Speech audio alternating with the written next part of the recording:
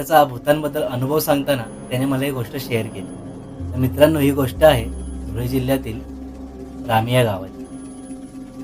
एकदा 12वी नंतर तो सुट्टीमध्ये त्याच्या गावी गेला असताना त्यासोबत असे घडले की त्यामुळे त्याला 4-5 दिवस झोपच आली नाही. त्याने सांगितले त्याच्या गावी 8 नंतर कोणी घराच्या बाहेर पडत नाही आणि तिकडे सगळेच लवकर झोपतात. त्याने त्याचा अनुभव सांगताना म्हणाला की रामी फाटा म्हणजे गावाजवळचे बसस्टँड.